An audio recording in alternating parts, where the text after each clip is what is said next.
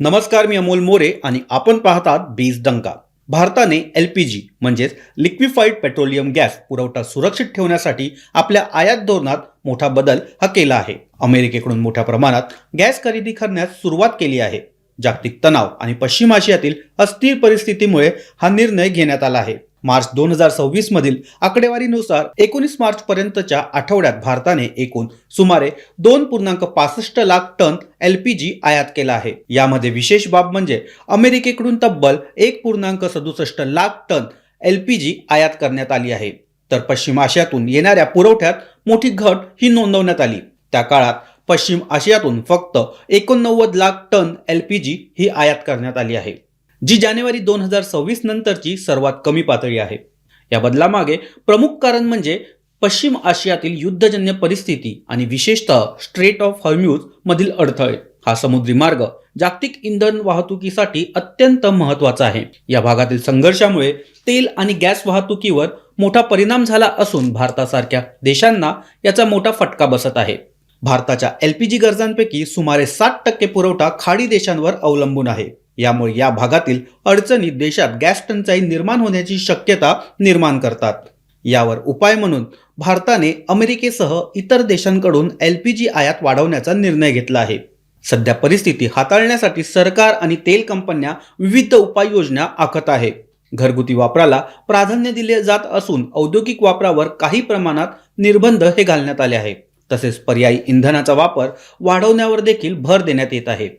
काही ठिकाणी गॅस टंचाईमुळे वापरात घट देखील झाली आहे. याशिवाय एलपीजी साठवणूक क्षमता देखील वाढवण्यावर सरकार भर देत आहे.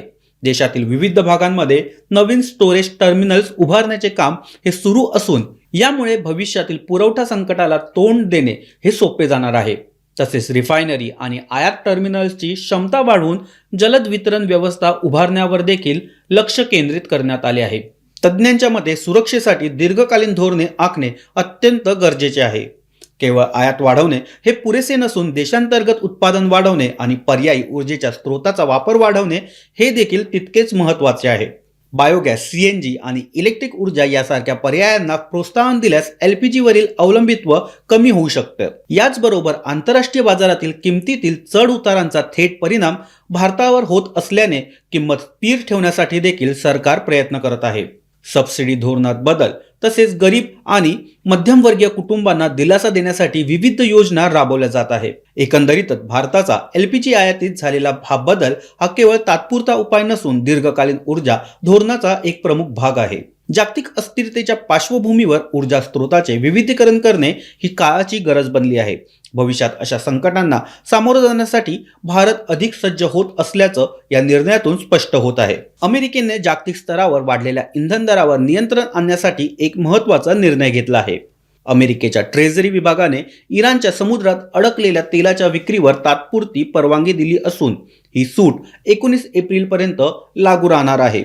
या निर्णयामुळे जागतिक बाजारात अतिरिक्त तेल पुरवठा होऊन किमती कमी होण्यास मदत होईल अशी अपेक्षा व्यक्त होत आहे. ही परवानगी फक्त त्या इराणी कच्च्या तेलासाठी लागू आहे जे आधीच जहाजावर लोड होऊन समुद्रात अडकलेले आहेत. नवीन तेल उत्पादन किंवा निर्यात याला या निर्णयात परवानगी देण्यात आलेली नाही. अमेरिकेच्या अधिकाऱ्यांनी स्पष्ट केले की हा निर्णय तात्पुरता आणि मर्यादित स्वरूपाचा आहे. या निर्णयामागे मुख्य कारण म्हणजे पश्चिम आशियातील संघर्षामुळे निर्माण झालेले ऊर्जा संकट. अमेरिका, इस्रायल आणि इराण यांच्यात सुरू असलेल्या संघर्षामुळे होर्मुझ समुद्रधुनीतून जाणाऱ्या जहाजांची वाहतूक मोठ्या प्रमाणात विस्कळीत झाली आहे.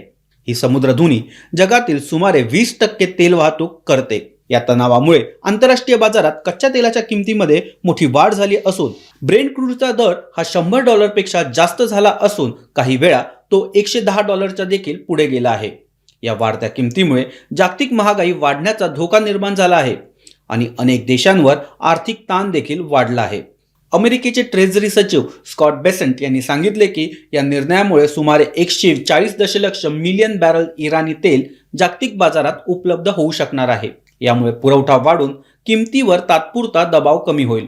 विशेष म्हणजे हे तेल आधी काही प्रमाणात चीन सारख्या देशांकडे साठवून ठेवले गेले होते. आता या साठ्याला जागतिक बाजारात आणून पुरवठ्याला वाढवण्याचा अमेरिकेचा प्रयत्न आहे. तथापि अमेरिकेने इराणवरील आर्थिक निर्बंध पूर्णपणे हटवलेले नाहीत. या तेल विक्रीतून मिळणाऱ्या उत्पन्नावर इराणला सहज प्रवेश मिळणार नाही असे देखील स्पष्ट करण्यात आले आहे। म्हणजेच एकीकडे तेल पुरवठा वाढवून दर कमी करण्याचा प्रयत्न केला जात आहे, तर दुसरीकडे इराणवर आर्थिक दबाव हा कायम ठेवला आहे। एकूणच अमेरिकेचा हा निर्णय जागतिक ऊर्जा बाजार स्थिर ठेवण्याचा आणि वाढत्या इंधन दरावर नियंत्रण आणण्याचा अल्पकालीन प्रयत्न मानला जात आहे।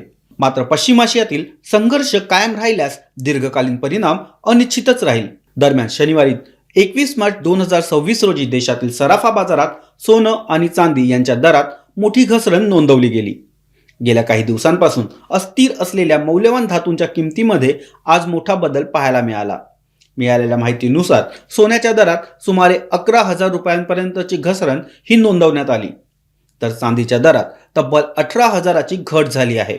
यामुळे गुंतवणूकदार आणि खरेदीदार या दोघांमध्ये देखील मोठी उत्सुकता निर्माण झाली आहे। दिल्ली, मुंबई, कोलकाता आणि चेन्नई यासारख्या प्रमुख शहरांमध्ये सोन्याच्या दरात घट ही दिसून आली। 24 कॅरेट सोन्याचा दर हा प्रति 10 ग्रॅमसाठी मोठ्या प्रमाणात कमी झाला असून 22 कॅरेट सोन्याचे दर देखील मोठ्या प्रमाणावर घसरले आहेत।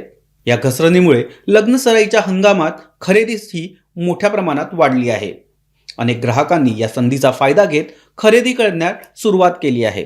चांदीच्या दरात देखील मोठी घसरण झाली असून प्रति किलो दरात मोठी घट झाली आहे। औद्योगिक वापरासाठी चांदीची मागणी ही मोठी असली तरी आंतरराष्ट्रीय बाजारातील घडामोडीमुळे दरांवर दबाव निर्माण झाला आहे।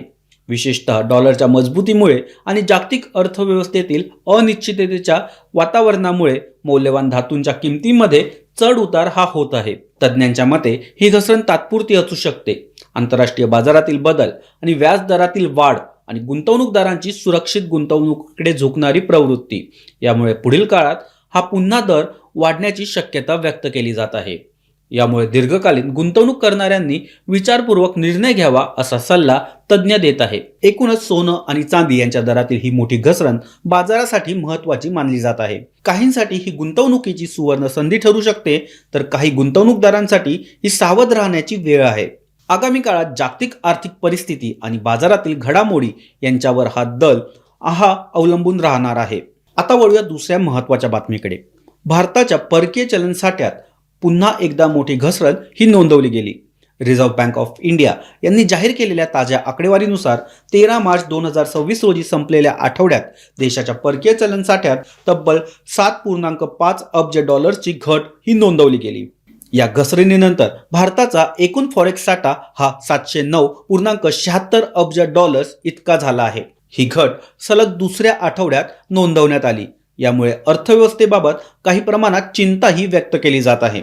यापूर्वीच्या आठवड्यात देखील सुमारे 11 अब्ज डॉलर्सपेक्षा अधिक घट झाली होती। यामुळे फेब्रुवारी अखेरीस ही विक्रमी पातळीवर पोहोचलेला साठा आता सतत खाली येताना दिसत आहे। या घसरणीमागे प्रमुख कारण म्हणजे परकीय चलन मालमत्तेमध्ये झालेली घट हीच साठ्याचा सर्वात मोठा भाग असते। डॉलरच्या तुलनेत युरो, पाऊंड आणि येन सारख्या इतर चलनाच्या मूल्यातील चढ उतारांचा परिणाम देखील यावर होत असतो। याचबरोबर जागतिक आर्थिक अस्थिरता, कच्च्या तेलाच्या वाढत्या किमती आणि डॉलर मजबूत होणे यामुळे दबाव हा वाढत आहे। तज्ज्ञांच्या मते रुपयावर दबाव कमी करण्यासाठी RBI वेळोवेळी बाजारात हस्तक्षेप करते। यामध्ये डॉलर विक्री करून रुपयाला आधार दिला जातो। मात्र यामुळेच परकीय चलन साठ्यात घट होत आहे।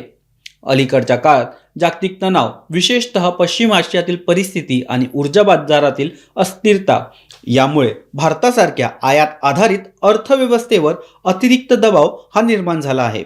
दरम्यान या आठवड्यात एक सकारात्मक बाब म्हणजे सोने साठ्यात वाढ झाली आहे। सोन्याच्या किमती वाढल्यामुळे भारताचा गोल्ड रिझर्व्ह मूल्यात ही वाढ झाली आहे। मात्र SDR म्हणजेच स्पेशल ड्रॉविंग राईट्स आणि IMF मधील रिझर्व्ह पोझिशन यामुळे किरकोळ घट ही दिसून येत आहे। एकूणच पाहता भारताचा फॉरेक्स साठा अजूनही मजबूत पातळीवर आहे। आयात खर्च भागवण्यासाठी तो पुरेसा आहे। मात्र सलग होत असलेली घट आणि जागतिक आर्थिक अनिश्चितता लक्षात घेता RBI समोर आव्हानही वाढताना दिसत आहे। आगामी काळात रुपयाची स्थिरता राखणे आणि साठ्याचे संतुलन टिकवणे हे मोठे आव्हान त्यांच्या समोर असणार आहे। आजचे हे बिझनेस अपडेट तुम्हाला कसे वाटले हे आम्हाला कमेंटमध्ये नक्की सांगा। व्हिडिओला लाईक करा, मित्रांसोबत शेअर करा आणि बीज डंका चॅनलला सबस्क्राईब करायला विसरू नका। धन्यवाद।